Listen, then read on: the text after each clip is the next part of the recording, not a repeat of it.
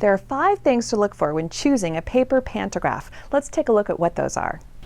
Here's an old school paper pantograph from yesteryear, and you'll notice for one thing it's very rowy. If you got this paper pantograph, if you were to trace this with your long arm machine and you had it laying on your table just slightly askew, when you get done with your quilt, all of your little hearts are going to be rolling uphill or downhill. So that's one of the difficulties with something, a pattern like this. The other thing is that notice that it is very small as well. So if you have, like I have, a 26-inch, 30-inch throat quilting machine, then it's going to take you a lot of passes to fix, to do your queen size, king size quilt with something like this. Now, this would be a great print, a great pantograph to use for a border, for example, because it stays within that border nicely.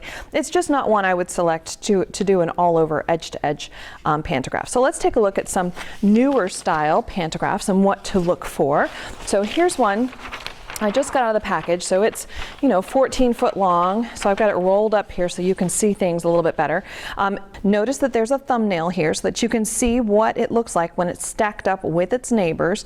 That's one thing to look for. You also want to look for the size. So this is an 8.5-inch wide pattern. So this would be perfect on, say, an 18-inch or 20-inch throat machine. It's going to be a little smaller than probably what I would choose for something like a 30-inch machine, because I want to cover as much real estate with each pass as I can. The next thing I want to look for is I want to see the density level of the actual pattern. So how close together are the lines? That's going to give you an indication as to how difficult it's going to be to accomplish if you are a new quilter.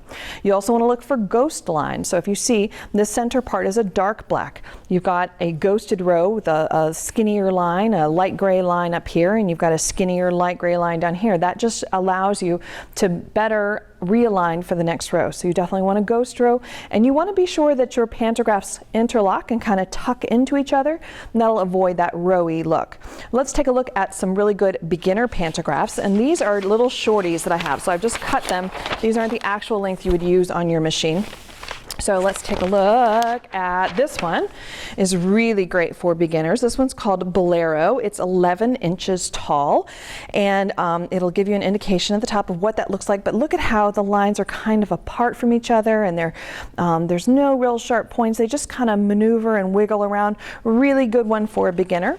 Let's take a look at one step up. This one stitches out beautifully. This one is Karen's Bellflower.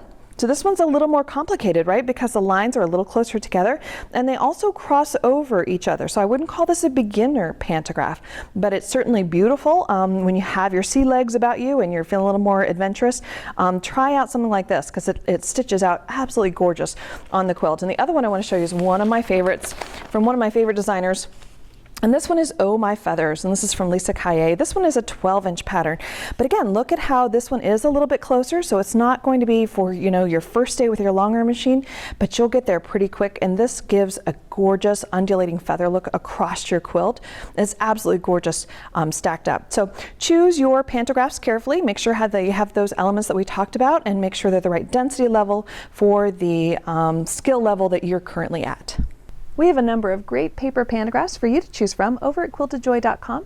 Take a look at the link down in the description, and you'll see all that we have to offer.